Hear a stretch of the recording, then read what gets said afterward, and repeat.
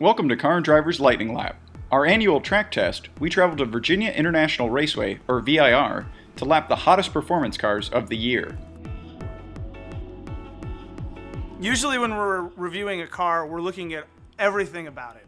Price, how it drives on the street, features, and performance. With Lightning Lap, we're looking at one thing, lap time.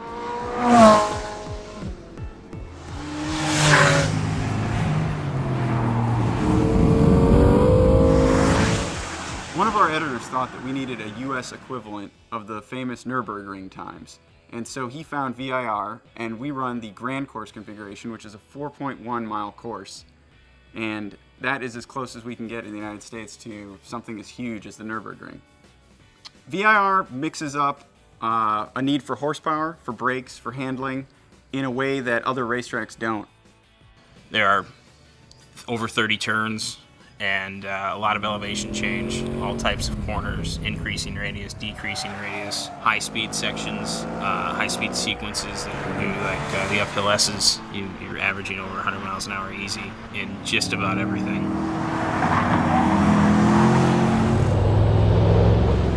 Car companies go to the Nürburgring to set times, and those times within the last few years, those times have kind of become very important numbers for them to bandy about. And we thought, well, why should we have to go to Germany to do that? We have beautiful road courses right here.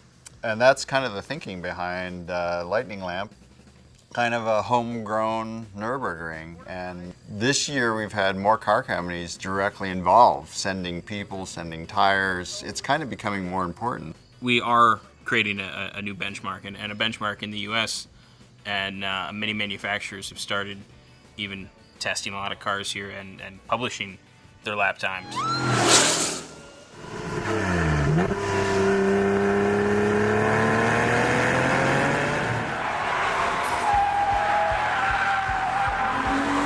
It's a full performance test, from braking to acceleration to road holding to handling to how confident you feel in the car.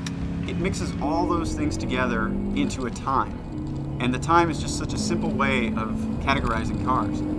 Lap time under 8 minutes at the Nürburgring is considered very good. And here, that threshold is right about 3 minutes. It's really tough with the short time we have to get that perfect lap. One of the tricks is you have to adapt to the way each car drives differently right away. We're driving 4 or 5 cars in a day, sometimes more. We bring out 4 editors: Aaron Robinson, who's our executive editor, Casey Colwell, who's a technical editor, Mike Austin, who's a technical editor, and myself. We had 20 cars this year.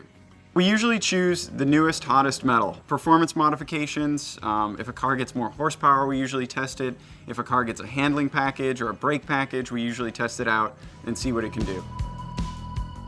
The cars are divided into categories based on what it would cost to replicate our lap time.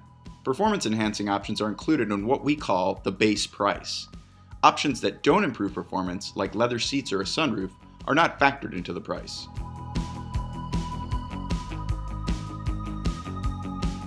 LL1 is for cars less than $30,000. LL2 covers cars costing $30,000 to $60,000. LL3 is for cars $60,000 to $120,000.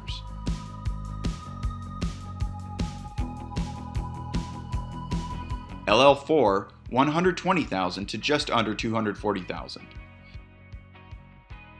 And finally, LL5 is for cars that cost over $240,000.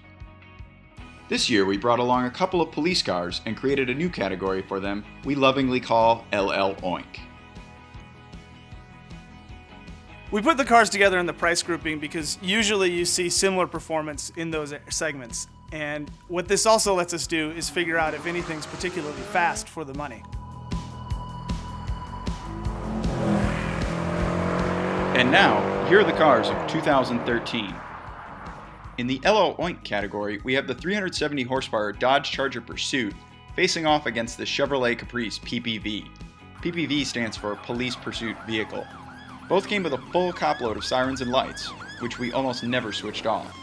We did invite the Ford Taurus-based Police Interceptor, but Ford couldn't get us one in time.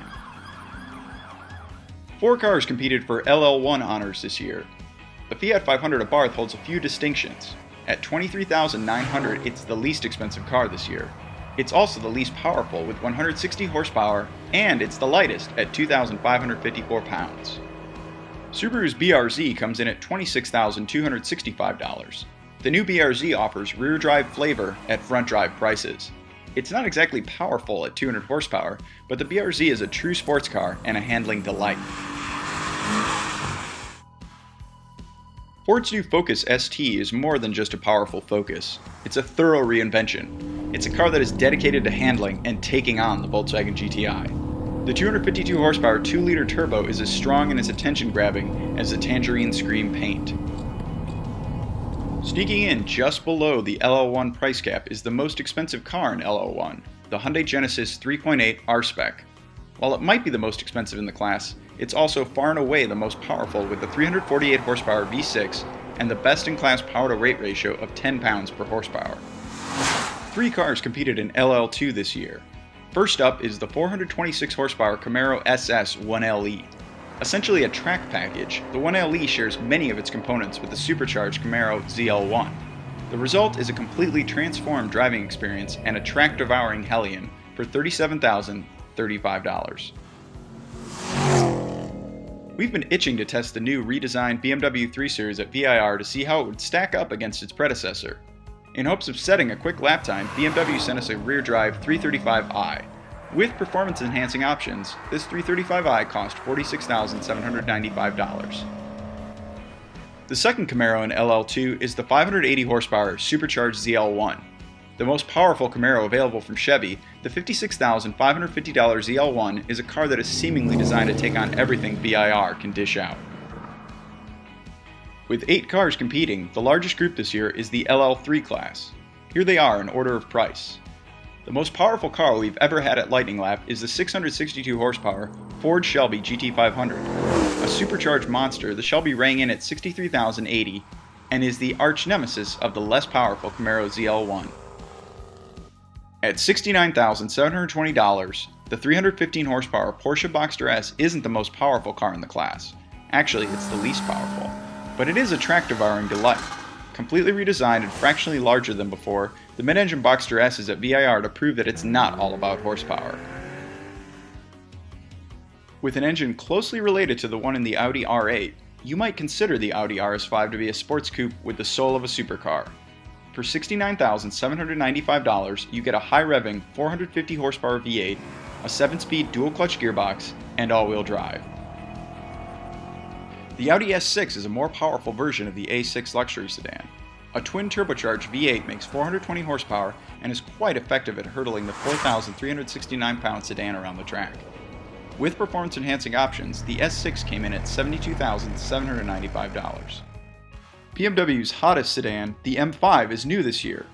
BMW's in-house performance specialists, the M Division, have slipped in a 560 horsepower twin-turbo V8 in place of the previous M5's naturally aspirated 500 horsepower V10. The cost? $92,095.